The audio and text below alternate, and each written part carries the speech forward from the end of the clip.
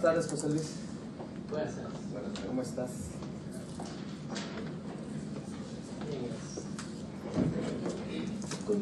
Bienvenido a esta etapa en la que serás entrevistado por los integrantes de la Comisión de Selección del Comité de Participación Ciudadana del Sistema Estatal de Combate a la Corrupción. La entrevista que se le hará tendrá una duración máxima de 30 minutos, dentro de los cuales usted tendrá 10 minutos para exponer sobre los temas relacionados con el Sistema Estatal de Combate a la Corrupción. Posteriormente, los comisionados aquí presentes le harán algunas preguntas que consideren pertinentes en un espacio de 20 minutos como máximo. Usted deberá concretarse a contestar dichas preguntas. Al terminar la entrevista, usted deberá abandonar estas instalaciones, quedando prohibido entablar diálogo alguno con los demás candidatos que aún no han sido entrevistados. Empecemos con su exposición. Pues buenas tardes a todos, cada uno de miembros de esta comisión. Brevemente les voy a hablar de la investigación que yo he hecho en estos temas y las conclusiones a que yo he llegado. En palabras más concretas, voy a tratar de ser muy concreto. Tenemos dos problemas graves en todo el país, que es la falta de profesionalización, ¿no?, y la corrupción. Entonces, a lo largo de los estudios que yo he hecho, me he dado cuenta que lo que ha generado esta situación en México y en nuestro país, en México y en nuestro estado, es el sistema que tenemos de partidos políticos. No me refiero al sistema democrático de partidos políticos, porque los partidos políticos, como dijo Hans Kelsen, son necesarios y van a ser necesarios en sistemas democráticos. El problema es el sistema que tenemos de botín político o botín electoral. Los americanos lo resolvieron hace como 200 años, ¿no? Le pusieron ellos el sistema de spoil system, el sistema de despojos. Pero para ser más concretos diré que el sistema de botín político, sistema de despojos, sistema de patronazgo, a lo que nos ha llevado es a que cuando los partidos políticos tienen el triunfo, se llevan todo. ¿Y qué se llevan todo? Pueden o tienen la posibilidad de repartir los cargos públicos a sus allegados o a colaboradores. Desde ese punto de vista, digamos, es normal esto, ¿no? Lo vemos normal. El problema es cuando la sociedad o nuestro sistema económico empieza a resentir esa corrupción, ¿no? Prueba de ello, y lo digo como reconocimiento quizá, los empresarios en el país empezaron a impulsar este sistema nacional anticorrupción. ¿Por qué? Porque se dieron cuenta de que la economía no puede seguir así, teniendo una corrupción tan fuerte o de altos niveles. Entonces, el sistema de botín ya no da para más. Los partidos políticos designan a sus allegados por su mismo sistema, viejo mal, y queda con eso, que la profesionalización o la profesionalidad, más bien, creo que es el término más acorde con una metodología que podemos establecer en el sistema. La profesionalidad de los servidores públicos con este sistema pues nos da al traste, y de paso genera corrupción. Un caso específico y desgraciadamente muy lamentable es la guardería ABC. Cuando en comisiones en la Cámara de Diputados se discutió ese tema, porque llegó a la Cámara, si ustedes ven las estenográficas, la encargada de coordinar las guarderías en aquel entonces tenía en su currículum una carrera truncada de diseño de interiores y era gerente de un restaurante. Entonces, no lo digo yo, lo pueden ver en la estenográfica. Y las personas que estaban ahí expusieron eso, ¿no? Oye, murieron niños. Entonces un diputado,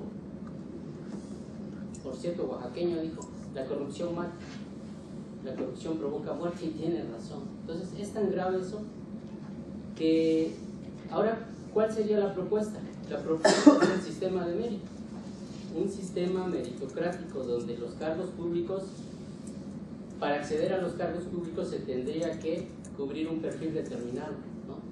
En base a exámenes competitivos, en base al perfil, ¿no?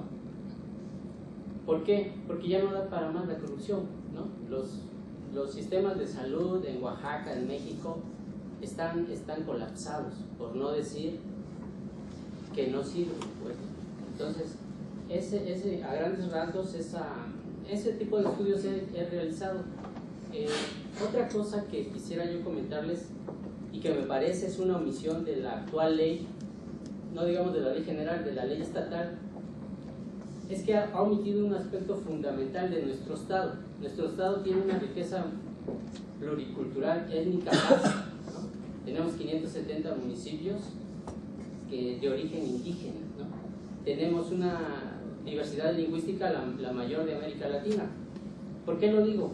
Porque la ley estatal del Sistema Estatal de Combate a la Corrupción no contempla esa parte de nuestro Estado.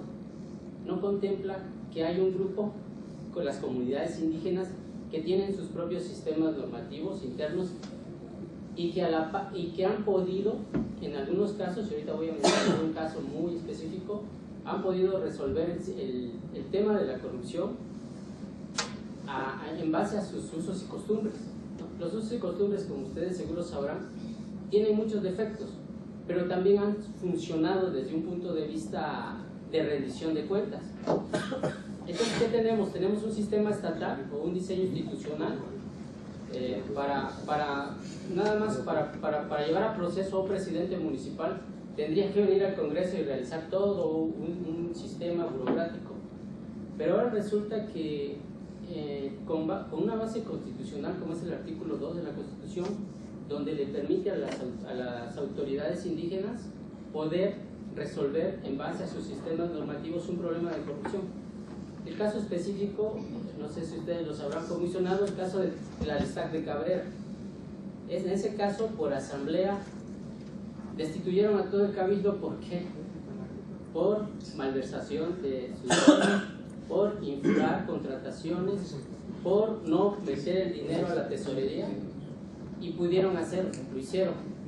Hubo inconformidad de algunos de los pobladores, se fue a un recurso de revocación ante el instituto no les dio la razón, apelaron los de la Asamblea General y se fue al tribunal, el tribunal electoral local les dio la razón, apelaron esa y se fue a la sala Jalapa, y la sala Jalapa no les dio la razón a la comunidad, apelaron y se fueron a la sala superior. La sala superior dijo: sí tienen el derecho constitucional para destituir a su cabildo por hechos de corrupción comprobables. Obviamente ahí se tuvieron que cumplir el derecho de audiencia, de debido proceso. Tampoco pueden romper eso las asambleas, porque entonces no pasarían el filtro constitucional. Posteriormente, ya para acabar, promovieron una controversia constitucional y conoció el Pleno de la Suprema Corte. ¿Qué dijo el Pleno de la Suprema Corte? Sí tienen derecho, les dio la razón a la Asamblea para destituir en casos como este tipo de corrupción, y ordenó a la autoridad electoral que extendiera las constancias ¿cómo se llama?, de cargos públicos de esa localidad. Ese es un caso que yo les quería mostrar esta tarde para decirles que hay un espacio dentro de nuestro estado muy grande de comunidades indígenas a las que no se les ha hecho caso, y que en este sistema estatal de corrupción es necesario que se rescate, o es necesario que se trabaje, o es necesario que se vea esa parte y ver cómo se pueden incorporar este tipo de sistemas o este tipo de controles contra la corrupción a este sistema.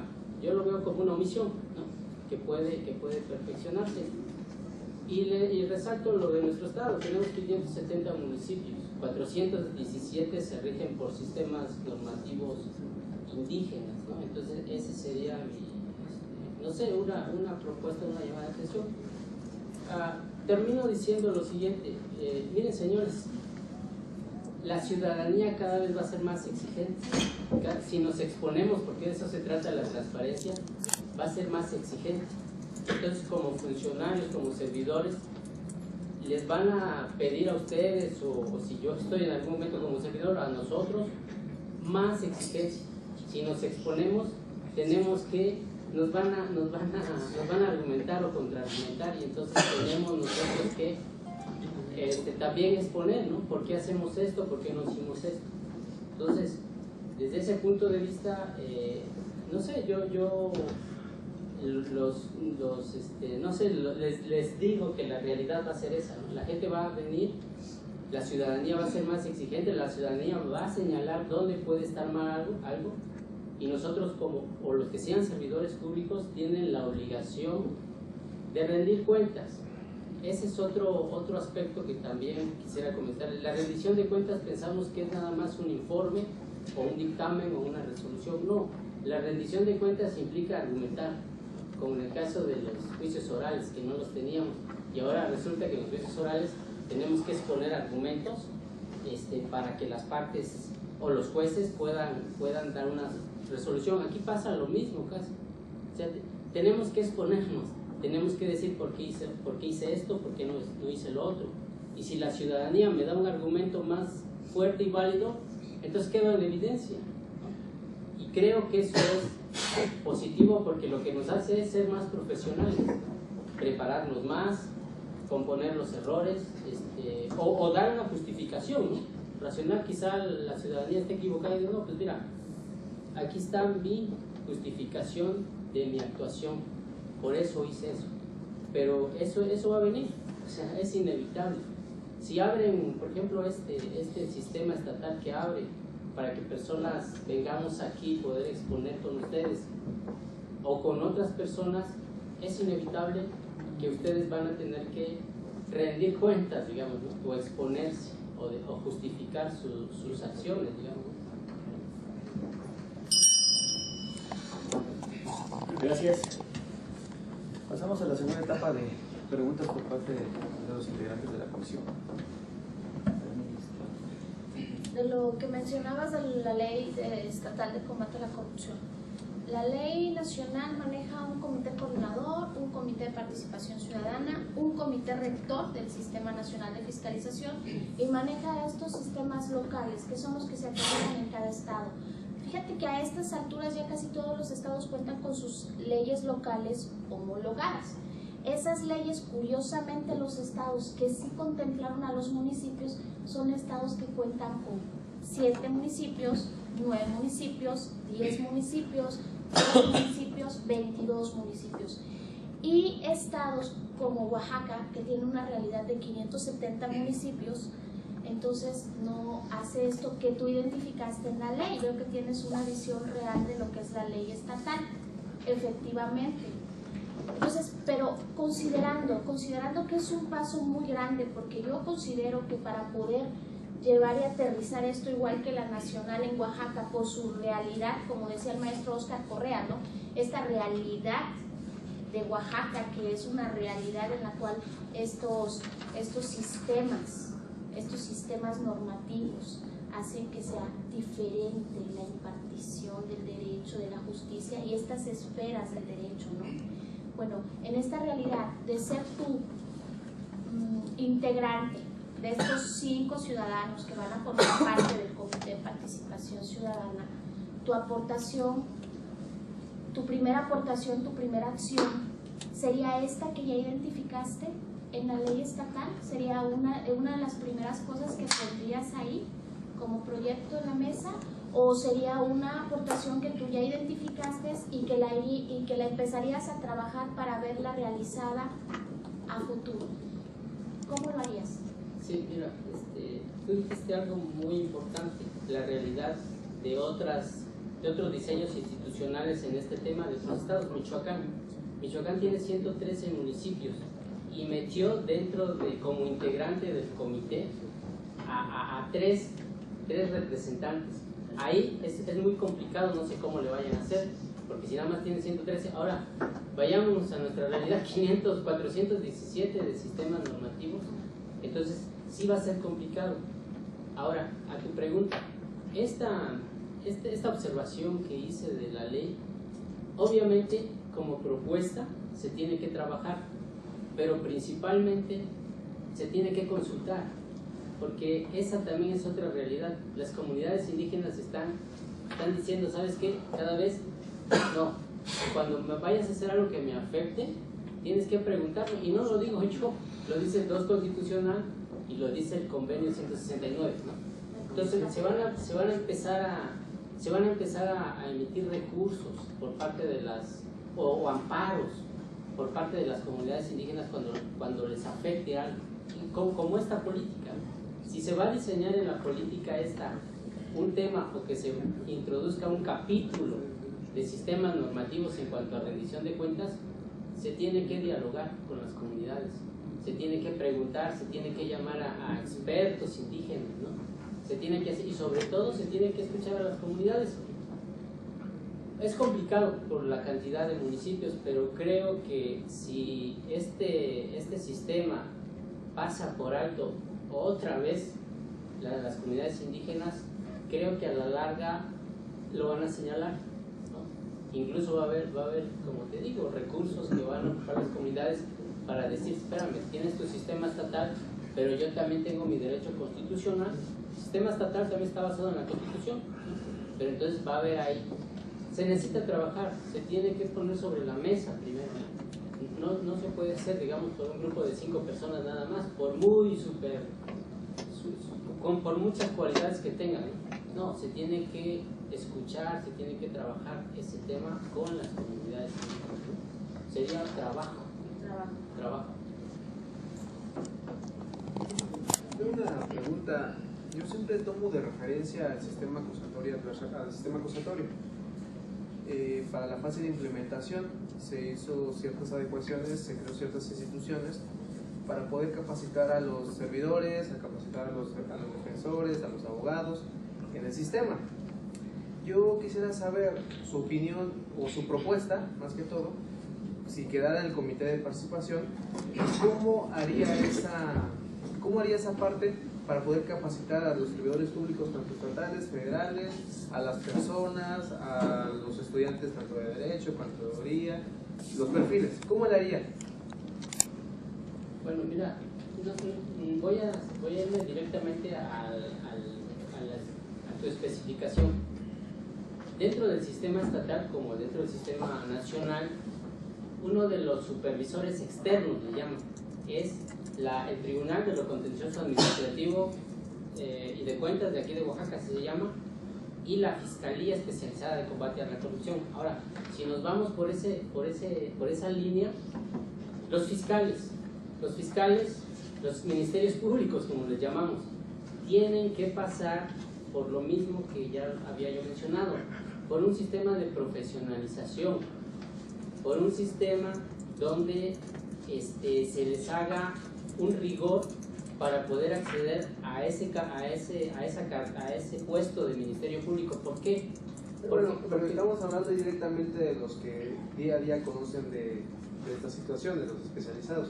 Yo hablo más sobre administrativos, tanto de cualquier nivel de gobierno, servidores públicos en general, pero no que conozcan directamente de la materia, porque estas leyes los obligan.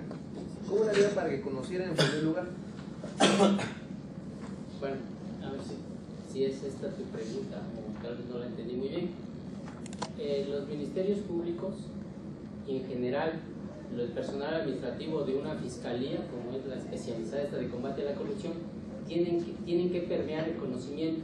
O sea, si tienes a un fiscal o a los ministerios públicos, auxiliares, vamos a suponer que tenga auxiliares ministerios públicos esta fiscalía, esos fiscales, si son profesionales, si han pasado por un filtro, por entrevistas, por exámenes, tienen que permear ese conocimiento al demás equipo de trabajo o a los administrativos. Solamente así, si tenemos esas personas con este perfil que conozcan, por ejemplo, que no solo conozcan el sistema acusatorio adversarial, sino que conozcan el tema de rendición de cuentas y de específicamente los delitos que tienen que ver con la transparencia, con hechos de corrupción, dice el sistema, peculado, enriquecimiento ilícito, abuso de autoridad y otros tipos penales. Ellos como expertos van a poder permear ese conocimiento, y no solo eso, van a señalar, van a tratar de perfeccionar la ley. ¿Por qué? Porque el Código Penal menciona, el código es un ejemplo que tenemos recientemente con uno de los exfuncionarios de la administración pasada, ya se amparó. ¿Por qué? Porque el diseño del tipo penal de abuso de autoridad estaba mal, lo diseñaron aquí en el Congreso. Entonces Se tiene que volver a diseñar un tipo penal que no rompa con la Constitución para que pase el filtro de un amparo y entonces sí se pueda aplicarse lo que dice aquí, la sanción, ¿no? Porque se contempla la sanción o la inhibición o la disuasión. Cuando dice el sistema la palabra disuasión, es prácticamente en el tema administrativo, sanciones administrativas, inhabilitación, una pena económica. En el ámbito penal, no solo la reposición del dinero llevado, o sea, la indemnización, sino también prácticamente la culpa, pues, ¿no? Que pague su culpa. No desde un punto de vista de cazador de brujas ni nada de eso, ¿no? Sino desde un punto de vista que genere confianza en las instituciones, porque ese es el otro problema. Nuestras instituciones están desacreditadas. Cuando yo se los digo con todo respeto, pero cuando yo hablo con mis compañeros, mis amigos, mis colegas de este tema, me dicen: oye, José Luis, eres un iluso, ¿cómo te vas a ir a parar ahí? No sirve para nada. Y eso que estoy hablando con personas que más o menos conocen el sistema. Ahora imagínate la sociedad civil. Entonces están deslegitimadas nuestras instituciones, señores, y necesitamos legitimarlas. ¿A través de qué? A través de ejercicios como estos. Por eso yo con mucho respeto les digo a ustedes que ustedes tienen una gran responsabilidad, no legal ni real, tienen una responsabilidad constitucional, porque ahorita están sentados aquí por una reforma constitucional. Imagínense la responsabilidad que tienen ustedes, porque van a crear institución, van a tentar los cimientos para que el día de mañana alguien diga: oye, tienes razón, José Luis, ve y trabaja, ¿no? o a mí o a otros, ¿no? Ve y inscríbete, ve y fíjate ahí qué puedes hacer, ¿no? Lo poco mucho que puedas hacer. Pero de otra manera no, se deslegitiman las instituciones y entonces tenemos un círculo vicioso, porque la ciudadanía que dice: pues no participe, todo sigue igual, es para sacarle el ojo. Entonces sí necesitamos construir a través de la profesionalización de los servidores públicos, o en este caso de los fiscales. Si no están preparados para hacer la acusación en su momento, se la van a echar abajo los funcionarios que en algún momento tuvieron acciones deshonestas, y no va a servir para mucho. José Luis, tienes un trabajo de investigación que obtuvo un primer lugar profesional: impacto de la transparencia en las políticas públicas. Esto me llamó mucho la atención de tu exposición de motivos, creo que esa parte es muy fuerte en tu perfil. ¿Podrías decirme un poco sobre este trabajo de investigación que realizaste, que ya obtuvo en primer lugar? Claro. En este trabajo prácticamente es lo que les dije en la introducción. Lo que identifico ahí son dos males: la falta de profesionalización y la corrupción, ¿no? Entonces, en el 2008 apenas estaba implementando las leyes de derecho a la información, todavía no teníamos este escenario. Entonces, esa era una expectativa. La transparencia en cuanto a pedir información iba a generar lo que les he dicho, que las personas, los servidores, se expusieran, pues. Y si te expones, entonces no te queda otra de hacer bien las cosas, de profesionalizarte más, o de abstenerte de realizar actos de corrupción. Eso establecí yo en esa ocasión, identifiqué esos dos problemas, hice la clarificación de lo que es la corrupción y lo que es la rendición de cuentas. O sea, porque como vuelvo a recalcar, creo que ese tema de la rendición de cuentas se ha malentendido. La rendición de cuentas, como lo establecí en otro trabajo, tiene dos dimensiones: antes de la toma de decisión y después de la toma de decisión. Es como ahorita, y se los vuelvo a recalcar, se los digo con todo respeto, un proceso como este deliberativo tiene que tener transparencia, si no la sociedad lo va a señalar. ¿Y eso qué significa? Que la rendición de cuentas no solo es el derecho de acceso a la información, sino también que me expliquen por qué hago esto a corto plazo, decisiones a corto plazo, y al final, la decisión final, también rendición de cuentas. Significa un diálogo con la sociedad, ya no encerrarnos en un muro y decidir cosas trascendentales para los ciudadanos de a pie. Dijo, a grandes rasgos esas fueron mis conclusiones en este trabajo. Fue en el 2008. Bueno, mi estimado José Luis Sánchez Canseco, con relación a tu experiencia, tu trayectoria que nos has comentado, y siendo parte integrante del Comité de Participación Ciudadana, ¿usted le daría el mismo tratamiento a un hecho de corrupción, tanto de un particular como de un servidor público? No. ¿Sabes por qué? Porque los servidores públicos tienen un poder un poco más que los ciudadanos. Claro que ahorita la ley contempla y yo apruebo eso, porque también los particulares corrompen, o se dejan corromper o fomentan la corrupción. Pero el Estado o los servidores públicos, los funcionarios, tenemos, digamos, o van a tener mano, digamos, porque tienen doble responsabilidad como ciudadanos y porque se les encomendó, o se supone que la sociedad les encomendó un puesto público, por ejemplo, de manejo de recursos públicos, y protestaron. ¿Cuál sería el procedimiento para un servidor público en tratándose de un hecho de corrupción y cuál sería el procedimiento para un particular en tratándose de un hecho de corrupción, ya como parte integrante del Comité de Participación Ciudadana? Es decir, tú como integrante del Comité de Participación Ciudadana, ¿cuál sería tu primera instancia en tratándose de un servidor público y cuál sería tu primera instancia en tratándose de un particular? Bueno, es que depende del tipo de conducta que haya realizado. Si es un servidor público que realizó una falta administrativa no grave, el procedimiento es ante los OIC, los órganos internos de control, o la Secretaría de la Contraloría y Transparencia Gubernamental.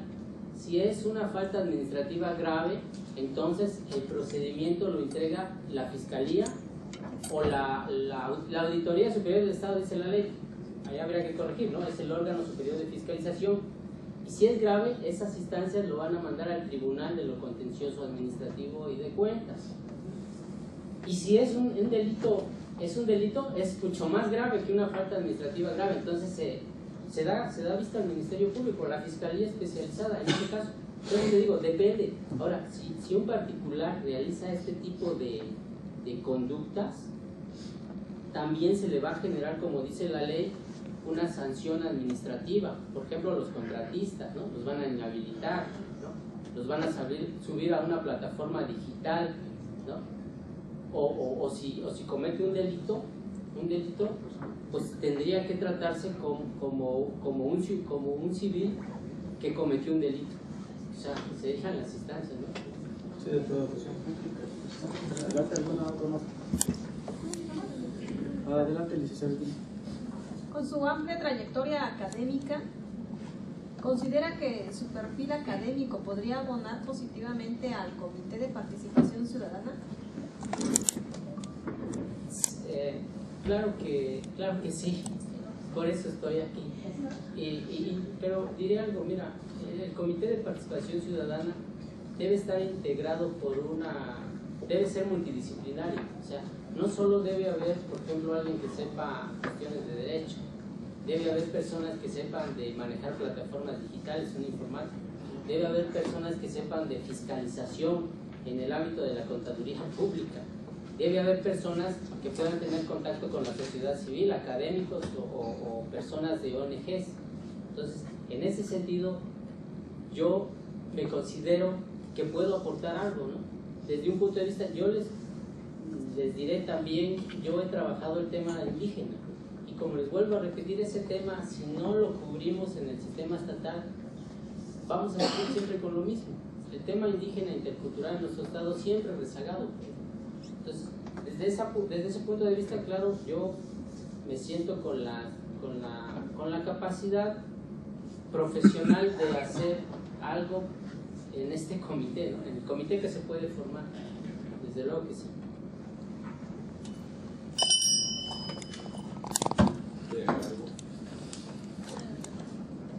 ¿Alguien quiere agregar algo? ¿Quieres agregar, licenciado?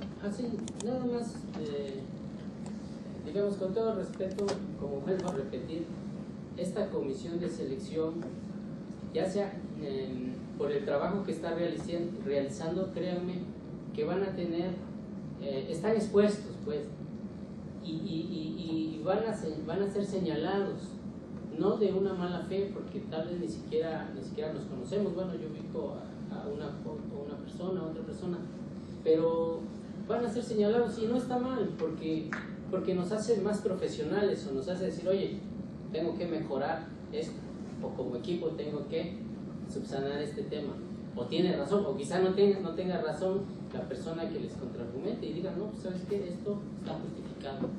Pero es una exposición a la que tienen ustedes y yo los invito con todo respeto y estoy seguro que van a hacer un buen trabajo final en este proceso. Les agradecemos. Gracias. Muy amable. Y gracias también Gracias a ustedes. por su participación.